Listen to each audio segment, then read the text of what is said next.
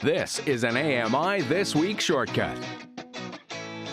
I'm Dave Brown for Accessible Media. Canada in Perspective host Anna-Karina Tabuñar has been busy making more than just TV. She recently released a documentary film called Talent Untapped that deals with equitable hiring in the workplace. 4 million Canadians live with disabilities. Half aren't participating in the workforce. Not because they don't want to work or aren't capable of working. They're simply not on the radar of most employers. All that talent, untapped, wasting away. The idea for Anna-Karina Tabuñar's film started with her own personal disability experience. When I was sick, not a lot of people knew that I was sick because I didn't appear ill.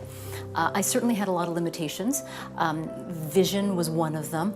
Mobility was a big challenge. My fine motor skills, too, were also affected. Some cognitive skills, but you have to watch the movie to get all that. Her symptoms led to a shift in her thinking. Making this film was my own wake-up call and my own realization that disability is ingenuity, it's tenacity, it's troubleshooting every single day, because I was doing it. Anna-Karina's close friend and colleague, Paul Wing, was going through a similar journey.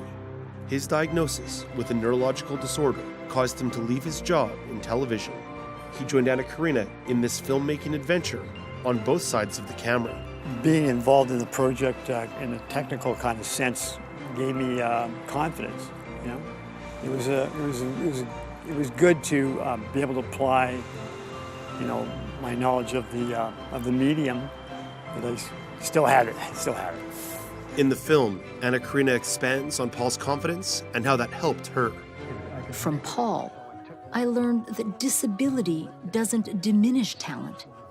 It forces creativity to bypass the barriers. Susan Forrester of the Employment Accessibility Resource Network works hard to take down barriers that prevent individuals with disabilities from finding employment. So some of the myths and stereotypes are things like people with disabilities don't have as much education as people without disabilities. So I'm sure they wouldn't be able to work to the same extent. Well, that's simply not true. Another common myth or stereotype is, well, it would be so expensive to accommodate those people. I'm a small employer. I couldn't possibly accommodate somebody. Well, in fact, the majority of people with disabilities don't need expensive accommodations. A large part of Susan's job is dispelling these myths, and she sees the film's strength in doing just that. If you look at statistics, or you look at a table, or you look at a memo from senior management saying you have to increase the hiring of people with disabilities by X percentage by this period of time, it's a line on a piece of paper. But you see these stories, you see this is a real person who has a real life. I really think that's what gets the message across so strongly to the viewer. Paul is proud of his efforts in this film and the important message that it shares.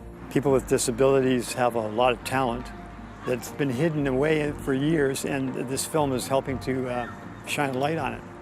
And I think society's coming around. What started as a film has become an effective tool. Anna-Karina now travels to screen her film with corporate audiences that can affect real change in the job market. She feels that positive change is already underway. About 4 years ago, when I first started doing this project, it was really difficult for me to find organizations that were progressive and that were actually working the value, leveraging the value of employees with disabilities. The tide has changed dramatically in that short period of time. For Accessible Media, I'm Dave Brown.